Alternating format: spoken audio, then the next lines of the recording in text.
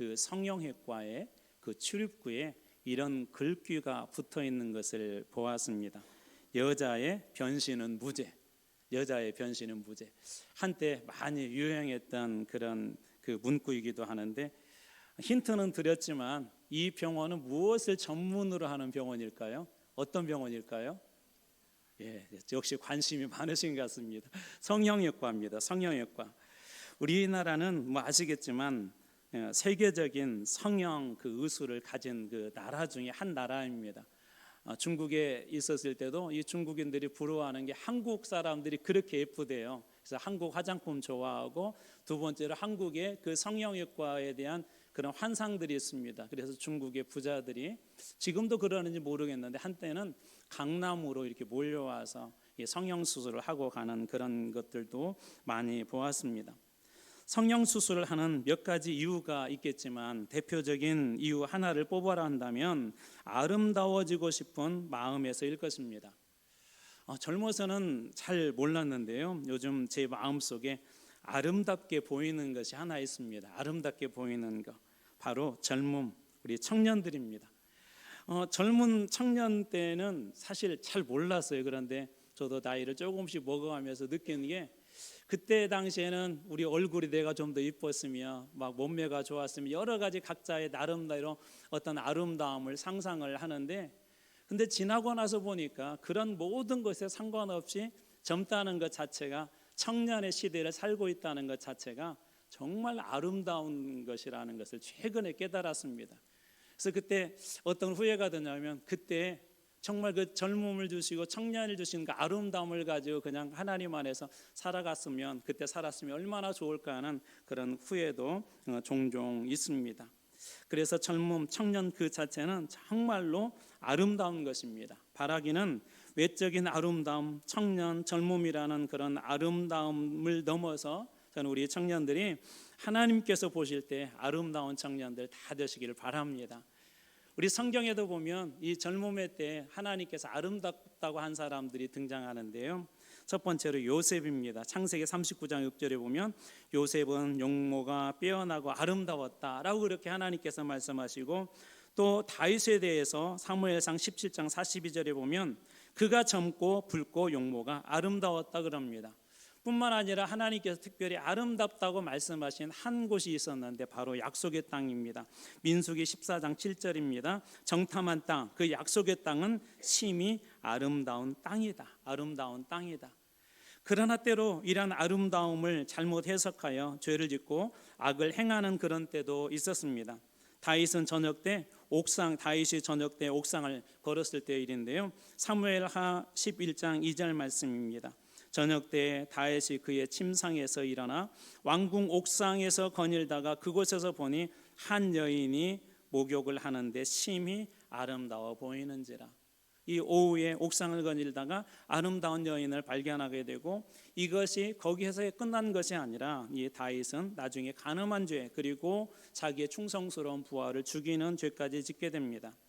또 아름다움으로 칭찬받은 한 젊은이가 있었는데요, 그는 압살롬인데요, 압살롬은 자신의 아름다움을 앞세워서 많은 사람들에게 인기를 얻고 그 힘을 이용하여서 아버지를 왕위에서 쫓아내는 그런 반역을 행하기도 합니다.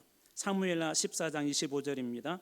온 이스라엘 가운데서 압살롬같이 아름다움으로 크게 칭찬받는 자가 없었으니 그는 발바닥부터 정수리까지 흠이 없었습니다.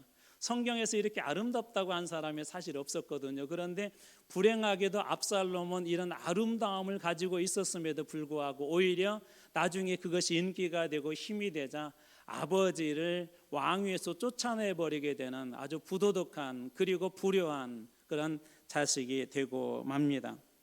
북왕국의 아합이라는 그런 왕은 나봇이라는 사람의 포도원을 이렇게, 참 그 포도원 아름답다 그러면서 거기서 끝나는 것이 아니라 내 것으로 삼고 싶다. 왕이었었기 때문에 그것을 삼을 수 있는 힘이 있었잖아요. 근데 함께 이렇게 고민하고 있으니까 그 안에 이세벨이 나서서 이 나봇의 포도원을 빼앗습니다. 나봇을 죽이고 빼앗습니다. 잘못된 확신이 아름다움의 본질을 왜곡하여서 종종 자신의 욕망을 채우는데 이렇게 사용하기도 합니다. 아름다움도 자칫 죄악으로 인해 변질될 수 있다는 것을 성경 여기저기에서 말하고 있는 것이죠. 그러나 우리 자세히 보면 아름다움이라는 것이 어떤 외적인 것에만 있는 것은 아닌 것 같습니다. 우리 주변에도 이런 아름다움들은 많이 있습니다. 사랑이 넘치는 가정을 보면 아름답다는 생각이 듭니다. 어린아이를 안고 젖을 먹으며 사랑스러운 눈으로 바라보는 그 엄마의 모습을 이렇게 보면 참 아름답습니다. 폐지를 실은 리어커를 끌고 힘들게 언덕을 올라가는 한 할머니를 돕는 초등학생들의 모습도 아름답습니다. 지진의 폐허에서 어린아이를 구조하여 품속에 안고 나오는 얼굴이 온통 엉망이고 피투성이가 되어 있고 여기저기 옷이 찢겨져 있는 그 소방관이 어린아이를 그 지진의 폐허 속에서 들고 나오는 그 모습도 아름답습니다. 어리지만 하나님 앞에서 밥 먹을 때 기도하는 우리 아이들의 모습도 아름답습니다. 예배가 살아있고 말씀대로 또 순종하며 교회 활력이 있는 그런 교회를 보는 것도 아름답습니다. 이 모든 것들에 공통점이 있습니다. 인간으로 그리고 그 자리에 있어야 할 사람으로 가장 기본적인 것, 본질적인 것을 놓치지 않고 그 자리를 잘 지킨 사람들이기 때문에 그 모습이 아름다운 것입니다. 왜 우리는 성경 66권을 하나님의 말씀으로 믿는다 하고 그 말씀에 순종하며 살겠다고 그것을 중요한 핵심 가치로 삼겠다고 우리는 이야기해야 할까요? 중요한 이유는 바로 이것이 그리스도인들의 가장 기본적인 신앙의 출발점이기 때문에 그렇습니다. 지켜야 될 가장 기본적인 자리, 내가 예수를 믿는다 그럴 때 그 자리를 지켜줌으로 그 그리스도인들은 아름다운 그리스도인이 될 수 있기 때문에 하나님의 말씀, 성경 66권을 하나님의 말씀으로 믿고 순종해야 한다는 것입니다. 교회가 세상에서 아름답게 보이지 않는 이유는 뭘까요? 딱 한 가지, 말씀대로 살지 않기 때문에 그렇습니다. 말씀대로 살았는데 교회를 아름답게 보지 않는 그런 세상의 눈은 없습니다. 결코 그렇지 않는다는 것이죠. 예수님을 믿는다고 하면서도 예수님의 가르침대로 살지 않기 때문에 세상이 교회를 볼 때 아름답지 않게 보는 것입니다. 교회 안에서도 직분을 가진 그리스도의 종이라고 하면서도 그대로 살지 않기 때문에 사람들이 아름답게 보지 않는 것입니다. 이런 의미에서 오늘 본문은 우리에게 하나님의 자녀의 진정한 아름다움, 하나님의 자녀의 진정한 아름다움이 무엇인지 이 세 가지를 이야기해 주고 있습니다. 특별히 이 창세기 1장은 하나님의 천지 창조의 장면인데요. 여기에 일정한 그런 법칙들이 있습니다. 이런 거예요. 하나님께서 말씀하시면 그대로 되고, 그리고 하나님이 보시기에 좋았다. 하나님이 말씀하시면 그대로 되고 하나님 보시기에 좋았다. 여기 좋다는 말이 히브리어로 토브라는 말인데 좋은, 선한 그런 뜻도 있지만 아름답다라는 그런 표현도 거기 있습니다. 우리 앞에서 보았던 다윗이 밧세바를 이렇게 바라볼 때 아름답다 할 때 그 단어가 그 토브인데요. 이 하나님께서 보실 때 참 이 아름답다. 우리 천지창조의 첫 번째 장면이 하나님의 감탄사, 하나님의 그 감탄사는 바로 이 아름답다는 그런 고백이었습니다. 하나님께서 보시고 그렇게 말씀하셨던 것이죠. 그래서 보시기에 참으로 좋았다라고 성경은 고백합니다. 근데 어떤 분이 이 부분의 번역이 마음에 안 든대요. 이걸 서울 사람들이 번역해가지고 그렇게 번역했대요. 적어도 전라도처럼 번역해야 된답니다. 겁나게 좋다, 허벌나게 좋다. 하나님께서 그렇게 말씀하셔야 이게 감이 온다는 거예요. 서울 말은 조금 그런 느낌이 안 온다는 것입니다. 자, 그렇다면 언제 이 진정한 우리 그리스도인들의 아름다움은 어떤 조건에서 하나님께서 아름답다고 하실까요? 첫 번째로 하나님께서 말씀하실 때 아름답습니다. 하나님께서 말씀하실 때 당연한 것 같은데 여러분 한번 잘 들어보십시오. 창세기 1장 1절은 하나님이 어떤 분인가를 완벽하게 정의해 주는데요. 우리 잘 아는 말씀이지만 같이 한번 읽도록 하겠습니다. 같이 읽습니다. 시작. 태초에 하나님이 천지를 창조하시니라. 하나님께서 처음이시며 우주 만물의 창조자시며 이 모든 것들이 무엇이라는 거예요? 주권자, 주인이시라는 것입니다. 그 모든 것들의 처음이시자 그 모든 것들의 주인이라는 거예요. 당시 우주 상태에 대해서는 창세기 1장 2절 쉬운 성경은 이렇게 기록하고 있습니다. 그런데 그 땅은 지금처럼 짜임새 있는 모습이 아니었고 생물 하나 없이 텅 비어 있었습니다. 어둠이 깊은 바다를 덮고 있었고 하나님의 영은 물 위에 움직이고 계셨습니다. 하나님 그때 어떻게 우주를 창조하시죠? 창세기 1장 3절입니다. 하나님이 이르시되, 하나님이 아마라 하시되 하나님이 이르시되 빛이 있으라 하시니 빛이 있었고, 이르시되라는 말은 히브리어로 아마르라고 하는 말인데요, 말씀하다, 말하다라는 그런 뜻입니다. 하나님께서 말씀하실 때 그것이 아름답게 되었다는 거예요. 여러분, 오늘 이 시대는 어떤 시대입니까? 우리 정치권에서도 보면 자기 말을 하는 것은 정말 좋아합니다. 내 말을 들어주십시오 하고 그렇게 이야기를 합니다. 이 시대는 하나님 말씀보다도 자기 말소리가 더 커지게 하려고 하는 그런 시대가 여러분 이 시대입니다. 왜 교회가 아름답게 보이지 않습니까? 왜 예수 믿는다고 하는 그 사람이 아름답게 보이지 않습니까? 하나님 말씀보다 자기 목소리가 위에 있고 더 크기 때문에 그렇습니다. 자기 말에 귀를 기울여주면 기분이 좋고 자기 말에 귀를 기울여 주지 않으면 기분이 나쁩니다. 여러분, 교회 안에서 하나님께서 말씀하시는 그 목소리가 있습니까? 하나님께서 야 나도 좀 말 말하자 라고 하는 하나님의 어쩌면 그런 안타까운 소리들이 더 많지 않습니까? 교회 안에는, 우리 그리스도인들 안에는 하나님의 말씀 소리가 항상 천둥 소리처럼 선명하게 들려와야 합니다. 왜 우리는 하나님 말씀을 들어야 할까요? 그것은 우리의 본질적인 한 가지 문제 때문에 그렇습니다. 이사야서 53장 6절입니다. 우리는 다 양 같아서 그릇 행하여 각기 제 길로 갔거늘 여호와께서는 우리 모두의 죄악을 그에게 담당시키셨도다. 우리는 다 무엇 같아서? 양 같아서 각기 제 길로 갔대요. 다시 말해서 양처럼 양이 여러분 순종하는 것 같지만 잘 듣지 못한대요. 어느 때는 잘 보지 못한대요. 그래서 우리는 양 같아서 이 죄를 지을 수밖에 없는 그런 인생이라는 것입니다. 한치 눈앞도 볼 수 없는 그런 존재라는 것입니다. 그래서 죄를 짓고도 죄인인 줄 알지 못하는 것입니다. 병인 줄도 모르는 환자에게 그대로 병을 방치하다가 죽을 그런 환자에게 의사는 이렇게 이야기합니다. 당신이 치료하지 않으면 죽습니다. 습관을 고치지 않으면 당신은 죽습니다. 그 소리를 들어야 환자가 사는 것처럼 죄인인 우리는 하나님의 그 말씀을 들어야 살 수 있습니다. 죄인인 우리는 하나님의 말씀을 들어야 고침받을 수 있습니다.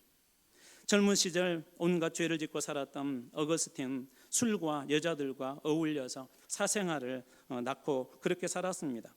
이렇게 방탕한 생활을 하고 있었던 그에게 386년 여름 무화과 나무 아래에서 한 어린아이들의 노래소리를 듣습니다. 톨레레게 톨레레게 집어 읽어라 집어 읽어라. 어거스틴은 그 순간에 성경의 말씀을 성경을 책을 들여서 말씀을 폈는데 그의 눈에 크게 확대되어서 들어온 말씀은 로마서 13장 13절 14절 말씀이었습니다. 낮에와 같이 단정히 행하고 방탕하거나 술 취하지 말며 음란하거나 호색하지 말며 다투거나 시기하지 말고 오직 주 예수 그리스도로 옷 입고 정욕을 위하여 육신의 일을 도모하지 말라.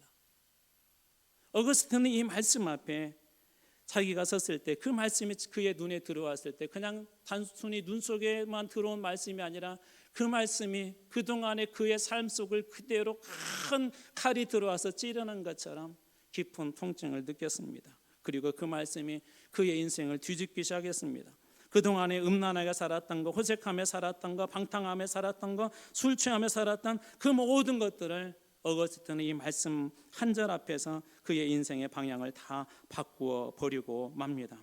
하나님께서 말씀하실 때 어둠, 방탕, 음란의 삶이 끝나고 이렇게 아름다운 삶이 시작된 것입니다. 창세기 1장 2절에 땅이 혼돈하고 공허하며 그곳 하나님의 말씀이 들어갈 때 우리의 인생이 공허하고 혼돈할 때 내 인생은 왜 이렇지? 내 인생은 왜 이렇게 답답하지? 왜 나는 이렇게 길이 막히는 거지? 그럴 때 하나님의 말씀이 여러분 속에 쑥 하고 들어와야 합니다. 그럴 때 이 막혔던 우리 앞에 이 검은 동굴의 문이 활짝 열리는 것처럼 여러분의 인생의 길이 그렇게 열릴 것입니다.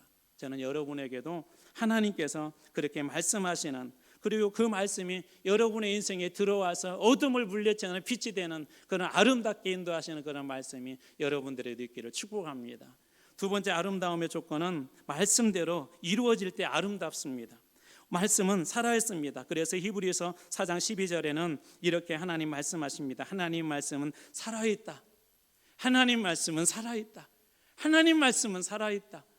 여러분, 이 말씀이 오늘 여러분들에게 어떤 감동을 줍니까? 하나님의 말씀이 살아있다는 것은 여전히 그 말씀이 예수님 시대에만 작동하는 것이 아니라 여전히 그 말씀이 오늘 우리 시대에도 작동한다는 것입니다. 여전히 생명력이 있고 무엇인가를 창조한다는 것입니다. 하나님께서 혼돈과 공허 가운데 빛을 창조하신 것처럼 여전히 그 말씀이 살아있다면 오늘 우리 인생에서도 동일하게 그렇게 작동한다는 것입니다. 그래서 창세기 1장 3절은 이렇게 다시 고백되어집니다. 하나님이 이르시되 빛이 있으라 하시니 빛이 있었고, 빛이 있으라 하시니 빛이 있었고, 여기 있으라 하시니 있었고. 여러분, 이것이 하나님의 말씀이 살아있음을 보여주는 것입니다. 말씀은 살아있기 때문에 그대로 됩니다. 그래서 하나님 말씀이 일어나 걸으라 하면 일어나 걷게 되는 것입니다. 에바다 열리라 하면 귀가 열리는 것입니다. 나사로야 살아나라 하면 죽은 자가 살아나는 것입니다. 왜 그렇습니까? 하나님의 말씀이 살아있기 때문에 그렇습니다. 여러분 심령 속에는 하나님 말씀이 살아서 들어와서 역사하는 인생들입니까? 아니면 여러분 말씀 속에는 하나님 말씀이 죽어서 역사하는 그런 인생입니까? 하나님이 말씀이 살아있을 때 우리의 삶에 비집고 들어와서 우리의 삶에 잘못된 그런 질서들을 다 깨트려버리고, 무질서한 질서들을 깨트려버리고 하나님께서 우리의 인생을 재편성하십니다. 베드로가 하나님 말씀을 전할 때 사람들의 그 마음이 혼란해지기 시작했습니다. 말씀을 듣고 나면서 혼란해졌어요. 왜냐하면 그동안에 죄 속에 살았는데, 그동안은 예수를 죄인이라고 그렇게 취급하며 살았는데 말씀이 들어오자 사람들이 이렇게 합니다. 우리가 어떻게 해야 됩니까? 우리가 어떻게 해야 살 수 있습니까?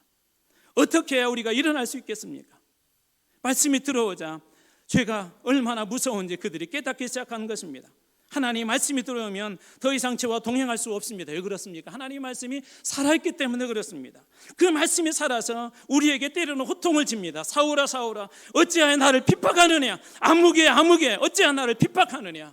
그 말씀이 우리 속에 들어 호통치기 때문에 우리는 더 이상 그렇게 살 수 없는 인생이 되는 것입니다. 그러면 어떻게 하면 됩니까? 말씀이 우리들에게 말씀하시도록 해야 합니다. 말씀이 우리 귀에 호통치도록 해야 합니다. 우리가 죄 속에 걸을 때, 어둠 속에 걸을 때 말씀이 들어와서 우리로 하여금 아무개야 왜 어둠 속에 살고 있느냐라고 하나님의 말씀이 우리들에게 말씀에 대해서 들어와야 합니다.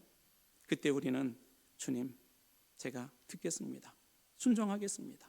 그때 우리의 인생이 하나님의 말씀에 살아서 역사하는 것입니다. 어느 목사님 설교에서 들은 내용입니다. 십자가 주변의 사람들, 톰 휴스턴이라는 분이 쓴 책인데 실화를 바탕으로 한 이야기라고 합니다. 일본의 도키치시라는 그런 사람에 관한 실화인데, 자기가 하는 일을 막는 사람들은 무조건 다 이 사람이 죽인 살인자였대요. 얼마나 많은 사람들을 죽였는지 나중에 붙잡히고 나서 재판부는 사형 선고를 했습니다. 어느 날 이 사형 선고를 받은 사람에게 두 여인이 타서 전도를 했는데 뭐 말씀이 들어가겠습니까? 그래서 이 여인들이 어쩔 수 없이 그냥 성경책 하나 이렇게 놓고 그 자리를 떴답니다. 감방에서 할 수 있는 일이 없어서 심심해서 성경을 매일 조금씩 읽었습니다. 어느 날 예수님께서 십자가에 죽는 장면, 그 말씀을 이 사형수가 읽어가고 있었습니다. 그 말씀 중에 이 말씀이 이 사형수의 눈에, 가슴에 들어와서 무엇인지는 모르는데 그의 가슴을 울리기 시작했습니다. 아버지여, 저들을 용서해 주소서. 저들은 자기들이 하는 것을 알지 못합니다. 그 말씀이 자신을 향해 말씀하는 것처럼 느껴지도록 합니다. 그때 가슴이 뭉그러지면서 성경 앞에 고꾸라지고 말았습니다. 그리고 그는 이렇게 고백했답니다. 나는 그 구줄에서 멈췄다. 마치 17, 18cm 가량 되는 대못이라도 박힌 것처럼 가슴이 아팠다. 그것이 그리스도의 사랑인지 아니면 나를 불쌍히 여겨서 용서하는 마음인지 나는 알지 못한다. 그러나 분명히 아는 것은 그때 내가 하나님을 알게 되었고 나의 강팍했던 마음이 변했다는 것이다.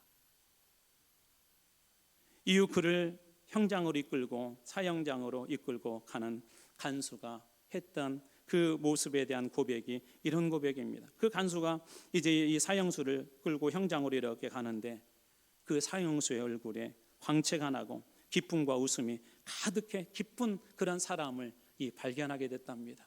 사형수인데 얼굴에서 광채가 나고 기쁨과 웃음이 그 얼굴에 가득했대. 누가 사형수인지 누가 간수인지 모를 정도로 마치 바뀐 것처럼 그 사람의 얼굴이 그랬다는 것입니다. 말씀이 말씀으로 다가오면 심령과 얼굴을 이처럼 다 갈아엎습니다.